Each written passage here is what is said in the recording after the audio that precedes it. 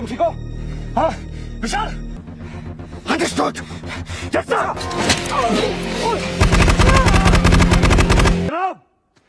लगता है शेलिंग बंद हो गई।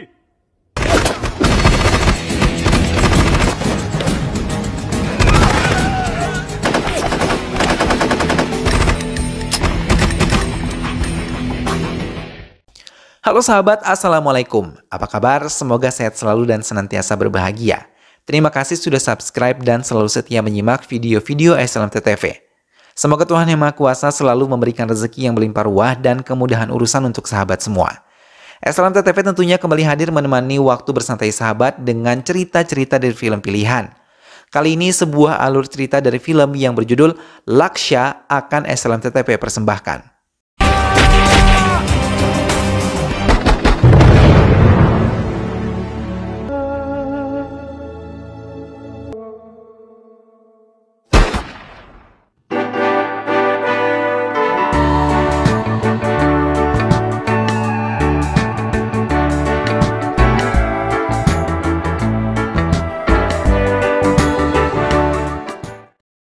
Karan Segel yang baru saja diangkat menjadi perwira tentara angkatan darat tiba di perbatasan Pakistan-India.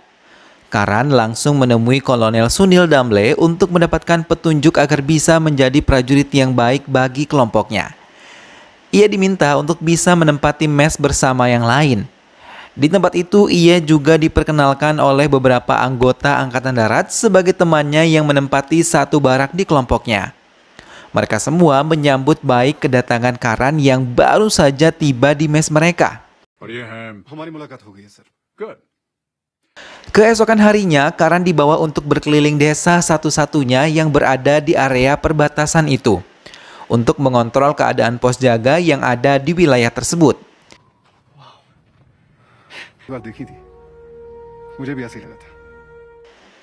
Sementara di Delhi, Romila yang ditelepon Rajiv untuk bisa menemuinya memenuhi undangan tersebut dan menikmati makan bersama. Dalam kesempatan itu, Rajiv memberanikan diri untuk melamar Romila menjadi istrinya. Romila terdiam dan ia belum bisa memberikan keputusan saat ini juga hingga ia meminta waktu kepada Rajiv untuk bisa memikirkannya. Sesampai di kediamannya, ibu Romila yang tengah menunggu kepulangan putrinya menyambut hangat saat Romila datang. Romila langsung menceritakan tentang Rajiv yang melamarnya. Ibunya mengatakan bila Romila sudah tidak memiliki hubungan dengan Karan lagi, ia bisa menerima Rajiv yang menurutnya baik untuk masa depan putrinya. Karan menatap Romila dengan tatapan rindu saat melihat Romila tampil di televisi sebagai pembawa acara yang sedang ditonton oleh Karan dan juga temannya. Rekan Karan yang memperhatikan sikap Karan mencoba bertanya tentang hubungan Karan dengan Romila. Karan hanya terdiam dan memilih meninggalkan tempat itu. Ia melangkahkan kakinya ke arah sungai yang ada di dekat mes mereka. Ia melempar sebuah batu ke aliran sungai itu hingga membuat ingatannya melayang ke masa sebelumnya. Karan masih berkumpul dengan teman-temannya, mereka menikmati makanan kecil dan minuman yang ada di sekitar mereka. Saat itu, Karan masih belum memiliki pekerjaan dan masih belum memikirkan untuk masa depan. Hingga saat ayah Romila berbicara tentang masa depannya, Karan sama sekali tidak memikirkan sedikit pun tentang itu. Termasuk ayahnya sendiri, mereka kesal dengan kesehariannya Karan yang hanya bangun siang dan bersenang-senang saja, hingga ia selalu membandingkan dengan Udes, kakak laki-lakinya yang sudah bekerja dengan baik.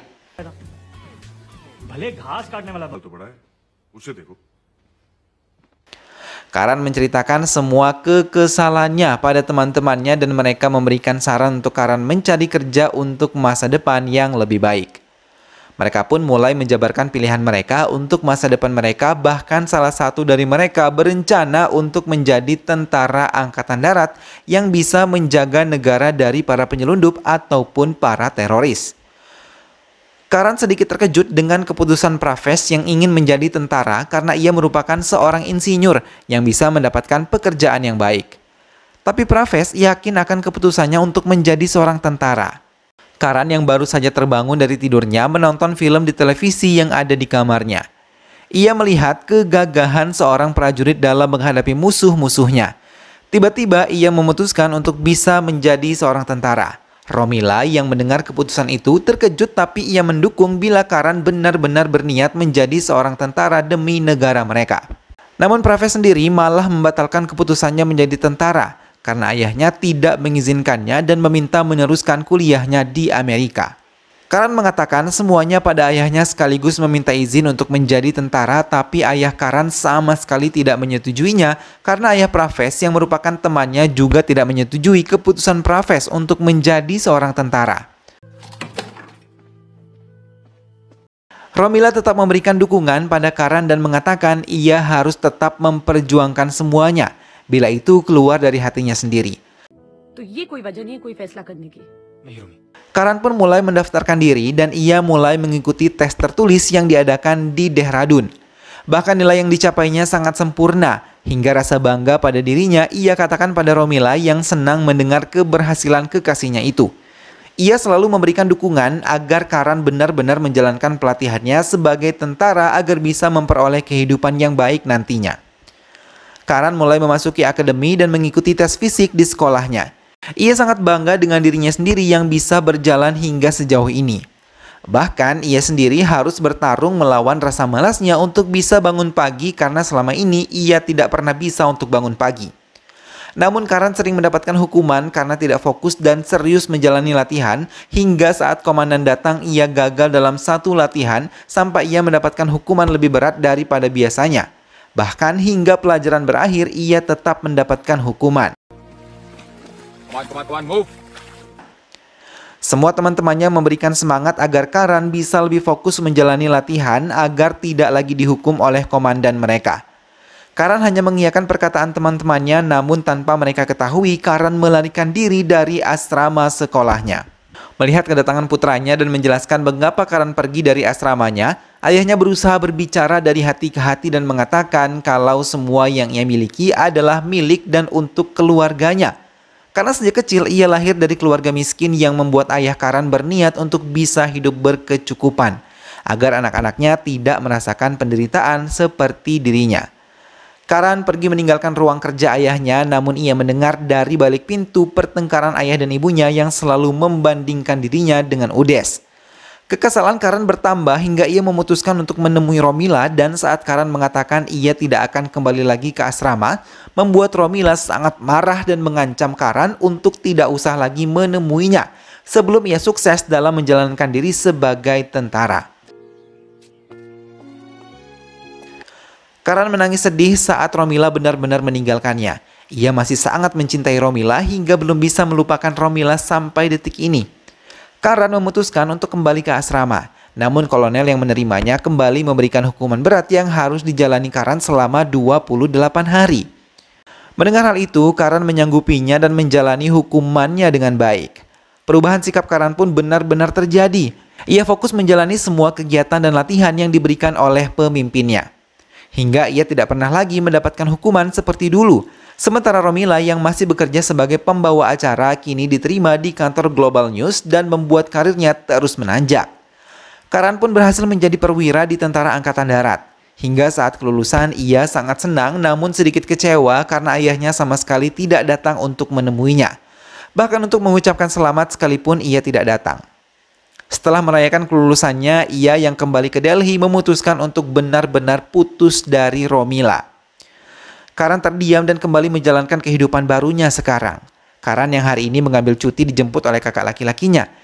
Sementara itu, pengembara melihat beberapa penyelundup menaiki pegunungan perbatasan lengkap membawa persenjataan api dan alat peledak.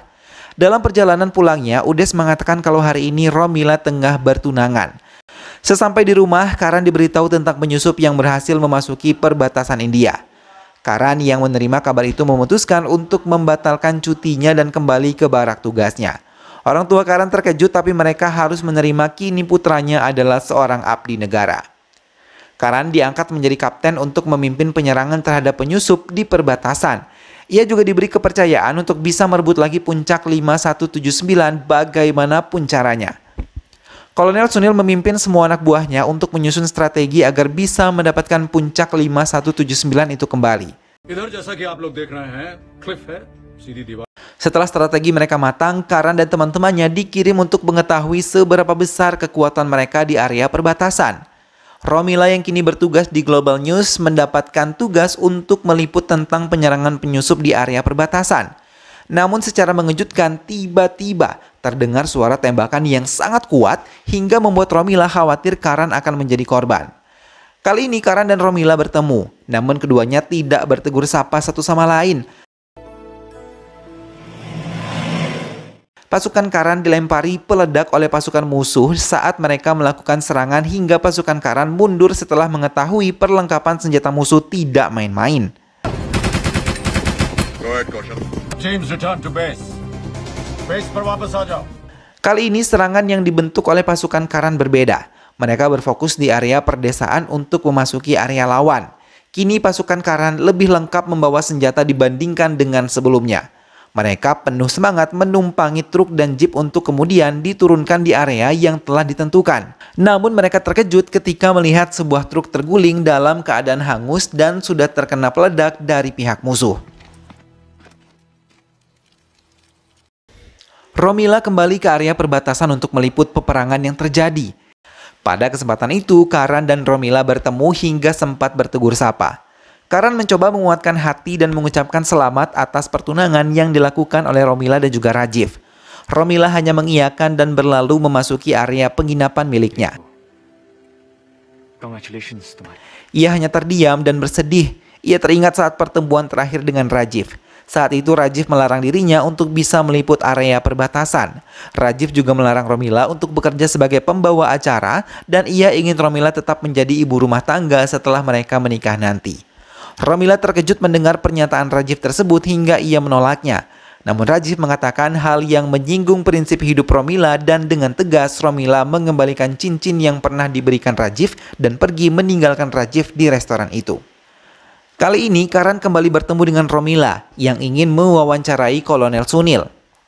Namun keduanya tetap tak bertegur sapa. Karan dan Romila yang masih saling menyayangi hanya bisa teringat kenangan indah mereka saat masih bersama-sama. Kali ini Karan dan teman-temannya tengah bersiap untuk bisa kembali menyerang musuh. Karan yang duduk membaca surat yang dituliskan oleh Vashu. Dalam suratnya ia menuliskan kalau Romila dan Rajiv sudah tidak lagi memiliki hubungan karena Romila yang memutuskan hubungan itu. Serangan yang dilakukan pada malam hari diharapkan bisa mengecoh pihak musuh. Namun kenyataannya, pihak Karan yang terdesak mendapat serangan dari pihak musuh.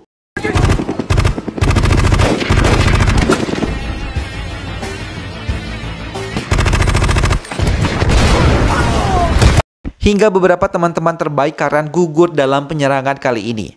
Fisik mereka yang lemah karena peperangan beberapa hari ini membuat mereka tidak fokus menjalani peperangan ini. Kondisi saat ini benar-benar sulit namun mereka harus tetap bertahan.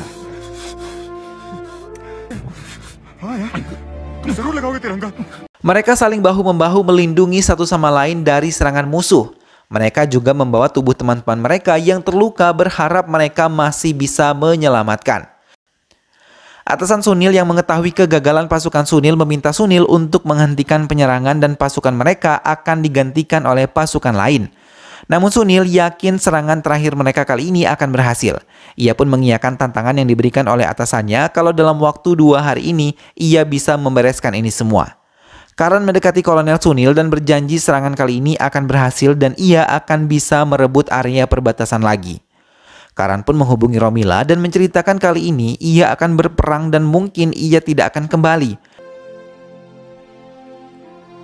Terlebih saat ia menelpon ayahnya untuk pertama kalinya ayahnya mengungkapkan bangga kepada dirinya. Karan menangis terseduh ketika mendengar itu semua dan ayahnya meyakini kalau Karan pasti akan kembali dan selamat dalam peperangan kali ini.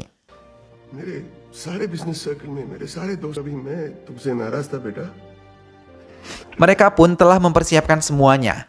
Kali ini mereka menaiki helikopter dan sangat berharap mereka bisa kembali membawa kemenangan.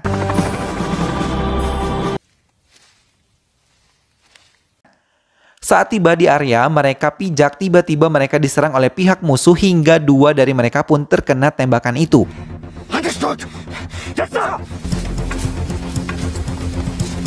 Karan terus maju memimpin semua teman-temannya. Kali ini rencananya adalah ia ingin menyerang melalui bukit dan ia bertekad untuk menaiki tebing curam pemisah itu untuk bisa memasuki area musuh. Karena itu adalah satu-satunya cara agar bisa memenangkan perang tersebut.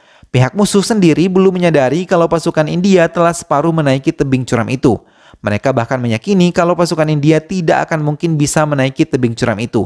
Hingga mereka yakin kalau mereka bisa merebut area perbatasan India dengan mudah. Karan terus bersusah payah menaiki tebing curam itu hingga akhirnya mereka pun telah tiba di balik bukit dan tidak sama sekali menimbulkan suara.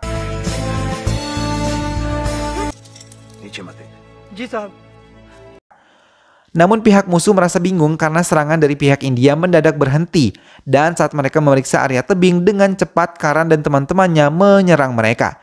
Hingga mereka yang tidak memiliki persiapan baik terpaksa melarikan diri.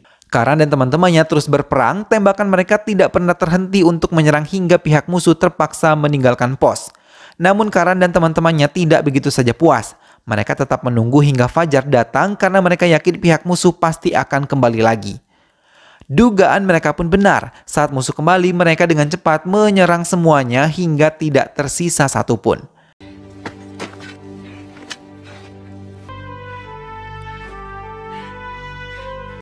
Dengan langkah terseok karena letih, Karan terus berjalan untuk mengibarkan bendera yang telah ia bawa. Kolonel Sunil yang merasa khawatir kini merasa bangga setelah melihat pesan yang dikirimkan oleh Karan kalau mereka berhasil menempati area perbatasan yang sebelumnya diambil oleh pihak musuh. Semua orang bersorak bahagia dan mengagumi keberanian dan kegigihan yang dimiliki oleh Karan dan juga pasukannya. Orang tua Karan menjemput Karan di rumah sakit. Ia mendapatkan sedikit perawatan untuk beberapa luka yang ada di tubuhnya. Orang tua Karan memeluk hangat putranya dan merasa sangat bangga akhirnya putra manja mereka bisa menemukan jati dirinya yang sesungguhnya. Karan juga merasa terkejut ketika melihat Romila juga datang. Karan mendekati Romila dan sedikit malu, Karan langsung melamar Romila untuk menjadi istrinya. Romila yang masih mencintai Karan tanpa ragu menerima lamaran tersebut hingga ia langsung memeluk Karan dan film pun selesai. Nah sahabat, itulah tadi alur cerita dari film yang berjudul Laksha. Semua manusia pasti punya proses hidup masing-masing. Proses penemuan jati diri setiap orang pun pasti berbeda-beda. Maka kita tidak bisa menilai seseorang hanya dari satu sisi saja. Setiap orang itu unik dan juga berharga. Oleh sebab itu, kita harus saling menghargai dan menghormati sesama. Karena bisa saja orang yang kita temui hari ini adalah orang yang suatu saat nanti membantu kita. Taburlah kebaikan, maka nanti kebaikan pula yang akan mendatangi kita. Mudah-mudahan sahabat semua terhibur setelah menyimak alur cerita film ini. Sampai berjumpa kembali di alur cerita film-film selanjutnya. Terima kasih sudah menyimak video ini sampai akhir dan ingat untuk selalu dukung SLMT TV dengan cara klik like, komen, share, dan juga subscribe. Sampai jumpa lagi sahabat, sehat selalu dan wassalamualaikum.